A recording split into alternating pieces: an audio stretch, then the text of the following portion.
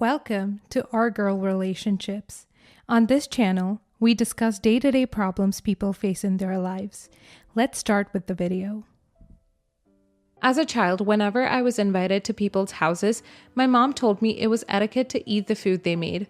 She would always tell me to put a considerable amount and eat all of it since it would be rude not to. First, she said it would be wasting food, and second, it would seem as if I didn't enjoy the food. Which is mean since a lot of effort was put into making it. I've always followed this rule and thought it was true. If I cooked a buttload of food and no one ate, I'd be heartbroken. My boyfriend of 7 months invited me to his family Christmas dinner. I've met his parents very briefly, but nothing too formal. Anyway, we get to the food and I was pretty hungry and everything looked really amazing. I made sure to fill my plate, but not overfill, just equal amounts of everything on the table. I ate it all and to be honest, it was pretty stuffed. His mother then asked me if I wanted seconds. There was still a lot of food on the table. I took her up on the offer and put a bit more of pasta salad. My boyfriend did give me a strange look, but I thought nothing of it at the time. Dessert came and I chose to eat a slice of cheesecake. We then had coffee, all sitting around the fire and telling funny stories. Everyone seemed to be in a good mood and everything was great. After everything, I was honestly so happy because I was worried about dinner and meeting his parents, but I thought that everything went well. We left his parents' house in separate cars as I came directly from my parents' house to him. We reached my apartment and I can tell he's totally mad at me. I asked him what was wrong and he just blew up in my face that I had no manners, telling me that he had never seen me eat as much as I did at his parents' house and that it was so embarrassing. After further prying, he said that in his culture, when you eat a lot at a person's house, it is disrespectful because you should never go to a house on an empty stomach. He said it makes a person look desperate and there's a language barrier between me and him. And he said in a way fat, but not fat. Honestly, I don't understand. He said on the car ride home, his mom was talking about how embarrassing and unmannered I was to eat so much. I told him she told me to put seconds and he said that's done to be a good hostess, but a guest should never take up on that offer. He said it would have been fine if I had declined dessert, but because I had not done that, I looked even more fat. I explained to him my reasoning and he called that bullcrap. I honestly feel terrible, but told him if he explained to me beforehand, I wouldn't have eaten so much. But he said he thought it was common knowledge. It's been 2 days and neither of us will really talk until the other apologizes. I know it's petty to not apologize, but I sincerely don't think I did anything wrong. But I guess that's why I'm here. Edit. I've been debating whether to reveal where my boyfriend is from. I do not want to put any disrespect on his culture or receive offensive comments from where he's from, but I have been receiving a lot of comments, so his whole family is Arab. I'm Mexican, but I'm not saying that all Arabs follow this rule. Really, I do not know, so please refrain from anything hateful. Not the a-hole. You're being gaslighted. In no damn culture I know of being invited to dinner that no one eats. What the F is dinner for if all the guests do is sit there and politely decline? Your mom is absolutely right. If the host brings you to dinner, you eat a little of everything even if you don't like it to show gratitude and appreciation. Now flip that as a host. You want your guests to eat and be full. Food should be shared and a meal is so much better when shared versus eaten alone. Yeah, I would have reservations about this guy. He's calling you fat while not saying it directly. Not the a-hole, and quite frankly, his family sounds petty.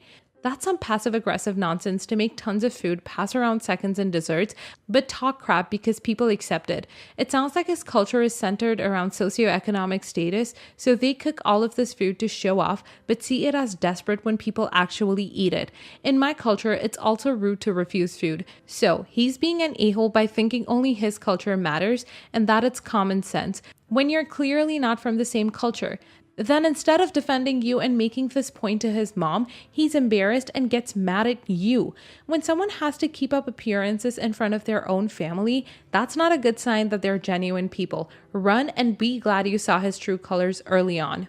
Next story. This happened a few weeks ago, but my 30 male wife, 30 female, is still upset about it. So I'm bringing this to Reddit.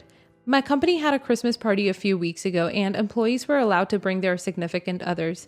It was a fairly fancy event and everyone was expected to dress up.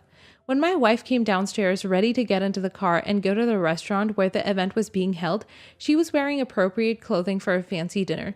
but she was wearing her glasses. I gently asked if she would mind putting on contact lenses just for the night, since this was a fancy event. She looked shocked, and she didn't understand why she would need to put on contacts. My wife has terrible eyesight and wears glasses every day, but will put on contacts if she's doing something like skiing or surfing or playing sports. But she also usually puts on contacts for special occasions like the one we're about to go to. I reminded her of this, and she said she didn't want to put contacts in and asked continuously if I'm attracted to her when she wears glasses. But after some back and forth, she begrudgingly agreed to put on contacts. Well, when we got to the restaurant, co-workers and their significant others were walking around the room mingling, and my wife turned to me fuming. She immediately noticed that several women were wearing glasses, and she went off about how she couldn't believe that I had the audacity to force her to put on contacts when clearly no one at the event gave a crap.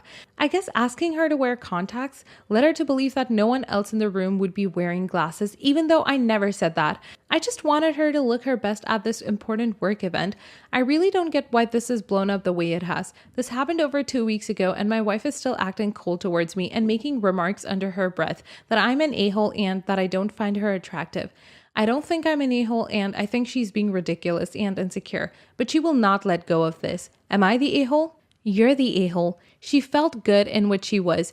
You tried to control how she handled her medical condition and eyesight because you thought she would look better in front of your colleagues without her glasses. Super rude, super wrong, especially when other women were wearing them. Now she feels like it wasn't about the event, it was about you and how you saw her.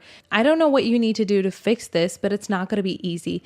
Good luck to her. It's her body. It's her glasses. She feels ugly now and something she needs to see. It's despicable that her husband made her feel like that.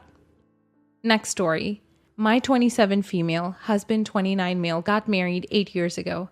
My husband's family is very old-fashioned. They believe that a woman should stay at home with the kids and basically be a slave to her husband. My husband does not like that, so I'm the breadwinner for our family while my husband stays at home and takes care of the kids. 7 female, 5 male, 2 female, and house. My husband is Latino and I'm white. This has never been a problem for either of us before, but it has for his family. His mom has always commented on how our children take after me and had even said quite a few times that she believes I cheated on her son because all of our kids look like me, the most, skin tone, hair, eyes. When our last child, 4 months, was born, it was obvious that he would take after my husband in the looks department. Because of COVID, we hadn't introduced our families to our son until yesterday. This is where the problem was. The first thing my mother-in-law said when she saw my son was, "Oh, my first real grandbaby." This caused issues, but my husband told her not to say it again and we let it go. However, she kept commenting in front of our children how our son was her favorite grandchild. She was being all around rude to the rest of the children. My husband finally snapped and told her our son wasn't her only grandchild and she needed to stop acting like she was or we were leaving. She then said, "Those white children are not my grandkids, and I doubt they're yours. Heaven knows your wife is probably cheating while she's at her job, and you should get a job and make her stay at home." This is where I might be the a-hole. I told her if that's how she truly felt, then she won't be a part of the children's lives and took my children to the car and went home. She hasn't stopped messaging saying we can't take her grandbaby from her.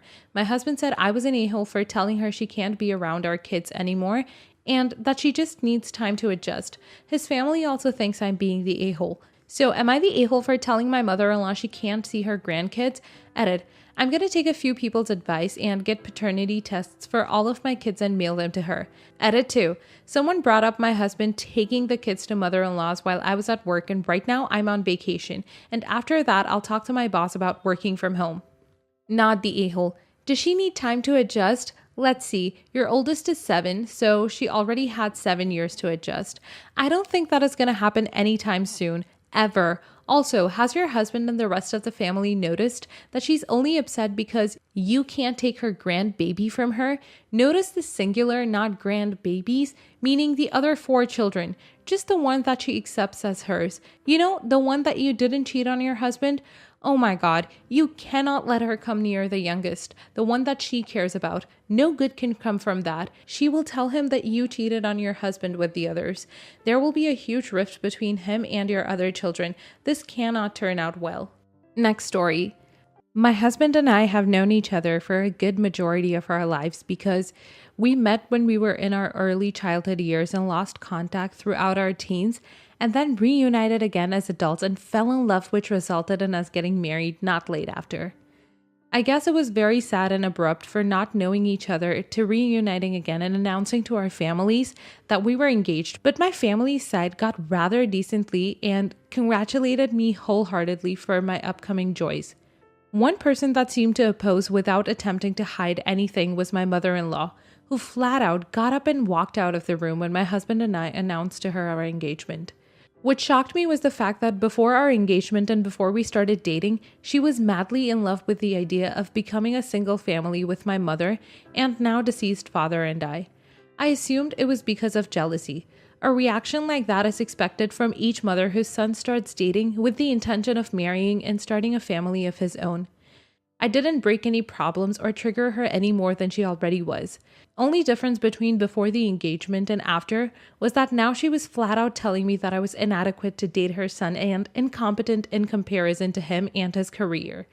Overall, unfit to neither be his girlfriend nor his wife, certainly not a part of their family. She would even complain about me to my mother, who was close friends with her a long time before my husband and I started dating.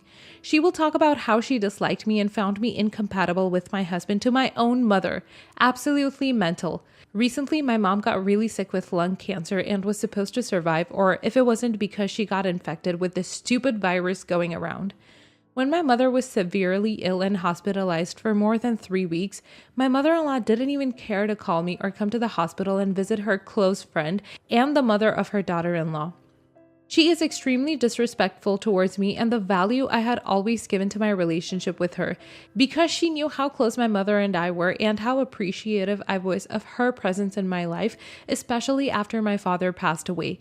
One thing she did, which only infuriated me even more, was to call my husband and ask him if my mother had passed away yet. Yes, she asked my husband if my mom had passed away, instead of what state her health and or how well she's recovering.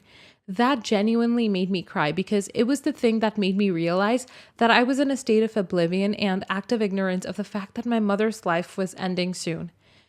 After my mother's passing and during one of the most difficult time in my life, mother-in-law approached me and asked me if it was okay for her to stay at my parents' home alongside me for a couple of weeks so I could get the closure I needed and heal from the emotional bones that my dad's previous passing and now my mom's left on me. I was still angry at her reaction to my mother's sickness, but the fact that she thought of me and approached me so kindly made me agree to her request almost immediately. Not quite sure if it was because my mother raised me well or if I was your name for a motherly figure, but it seemed like the best thing to do with the time, and little did I know it would be one of the worst decisions I have ever made. It was all part of the plan that I might dare to say she started plotting when my mother fell ill of cancer and then virus that targets the lungs and is still killing people by hundreds each day. As soon as she got all of her things into my house and I started letting her do things such as wash her own clothes or cook meals or go grocery shopping on both of our behalf, she started acting like a motherly figure to me, scolding me and toying me around like a toddler or an infant incapable of setting boundaries or saying no to things. If I had to suspect again, I think the reason she wanted to move into our house was related to her desire to live in it since we met a couple of decades ago. My mom was the one that decorated our home, so whenever my mother-in-law complimented anything about it, my mom would run to me and tell me what she said, sparing me no details. No, I'm sure a person as horrible as someone who would wish death upon their friend for the sake of temporarily moving into their home doesn't exist. I can safely rely on it being a contributing factor in her proposition of helping me. Each time she walked around the house so proud and assertive, I cringed a little bit because it disgusted me to think that she was only taking advantage of my mother's passing. The thing that tipped me off the edge and crossed the line between cringe and borderline hatred was that one time I came back home from visiting my husband in the city he worked at and finding her rummaging through my mother's clothes in her bedroom, trying to find some spare change or cash she had left in her purses. She had previously changed the placement of everything from kitchen utensils to living room decorations under the excuse of not wanting to trigger sentimentally overwhelming memories. True placed the color palette, so I took down the family pictures off the walls and placed them into a box, and even suggested that I help her paint the walls and change their colors entirely. I had been okay with everything, but to find her diving headfirst into my mother's most personal space for the sake of finding an extra minimal sum of money triggered emotions of resentment I didn't even know I possessed. I called my husband in tears, basically overwhelmed by the fact that all of my suspicions had been confirmed, and begged him to come over to his city so we could go stay together at a motel or somewhere she wouldn't find us. My sweet husband, knowing how unbearable his mother is and can be at times, didn't even ask why or try to talk me out of it. I went back to my home and realized that she wasn't there and immediately bought a few locks and locked all possible entrances using keys she wouldn't have access to, leaving all of her belongings and cash and even phone indoors and just walking out, hoping I wouldn't run into her and praying I would never see her face again. I know that she's extremely manipulative and she'll find a place to stay before the sun even sets, but that action that she did that day felt like her spitting on both of my parents' grave and sprinkling salt and lemon on my unhealed wounds, which she came into my life claiming the desire to heal. Not the a-hole. The mother-in-law is a cruel person that shouldn't have been left off the hook for so many years and shouldn't have been allowed the entitlement of getting to do something like this and thinking she would get away with it. Please keep her out of your life and as far away as possible from your future children, because the last thing you want is for her to have any influence on them. You're the a-hole. I understand your feelings and your reasoning behind being hurt and feeling the urge to take revenge, but you should sit through this and talk about it with her instead of locking her out of the house without her belongings or even phone and running away to another city to get cradled by her husband. Sure, she can be manipulative and toxic, and what she did could never be justified, but she's old and rusty and probably won't find a way to get another home or place to stay. And if that happens, you're going to be in for a huge mess that you're probably going to regret later. Not the a-hole. In the beginning and in your interpretation of her actions and reasoning behind disliking her, but you leaving her behind to run away from confronting her or abandoning her homeless and shelterless is a really low blow, even seeing how distraught you were by her actions. She's old and unlovable. Yeah, that gets her rejected and unloved by people, not left out on the streets without any of her belongings.